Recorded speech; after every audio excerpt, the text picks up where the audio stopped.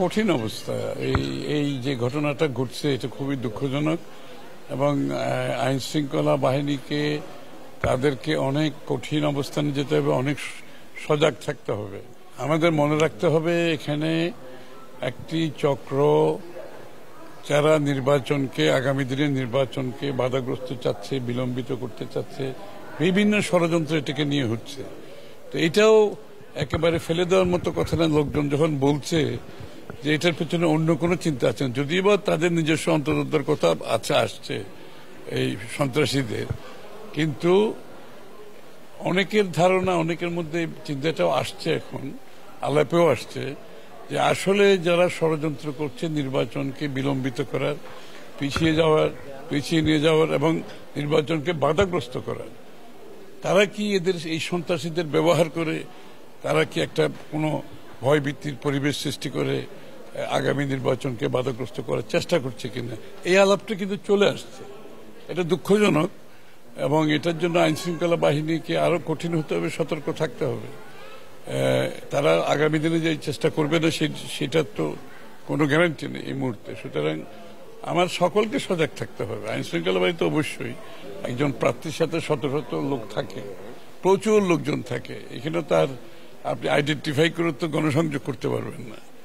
তবে তারপরে কিছু সতর্কতা থাকা দরকার, কিন্তু কতক্ষণ সতর্ক থাকবেন আপনি? এখানে শত শত মানুষের মধ্যে আপনার আশেপাশে কে আছে আপনার যে জানার কথা না, বুঝারও কথা না, আর সবাইকে চেনারও কথা না।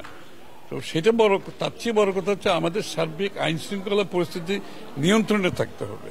এই যে অস্ত্রশস্ত্র নিয়ে যারা বসেছে, এতদিন ব্যবহার করছে, এখনো বসে আছে, তারা তো এই অস্ত্রগুলোতে ব্যবহার করছে। তাহলে এই অস্ত্রগুলোকে এই অস্ত্রগুলোতে উদ্ধার করতে হবে, তাই না? তো সেই কাজগুলো তো আমরা এখনো হতে দেখছি না। এটা করতে হবে। আইন শৃঙ্খলা বাহিনীকে অত্যন্ত কঠিন অবস্থায় গিয়ে, সতর্ক অবস্থায় গিয়ে আইন শৃঙ্খলা সঠিক জায়গায় রাখতে হবে।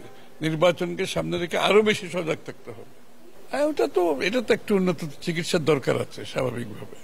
বাংলাদেশের মানুষ এরকম বহু অবস্থা থেকে আমরা উত্তরণ ঘটিয়েছি বিগত দিনে। এর থেকে আরো খারাপ অবস্থা আমরা উত্তরণ ঘটিয়েছি। যারা করছে তারা দিনের শেষে তাদের কোনো স্পেস থাকবে না বাংলাদেশে। কিন্তু কথা হচ্ছে একটা বিশৃঙ্খলা, ভয়ভীতির পরিবেশ সৃষ্টি করতেছে।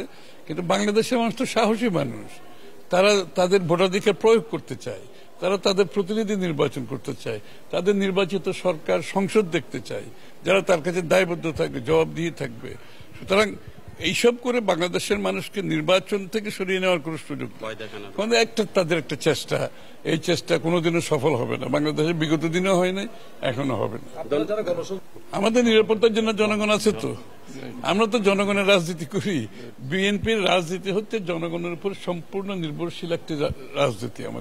আমরা জনগণের সাথে সম্পৃক্ত একটি দল। জনগণকে নিয়ে রাস্তায় ছিলাম 16 বছর, আন্দোলন করেছি, স্বৈরাচারকে বিতাড়িত করেছি। এই জনগণকে নিয়ে তো আমরা নির্বাচন করব, ভয়ের কি আছে? ধন্যবাদ।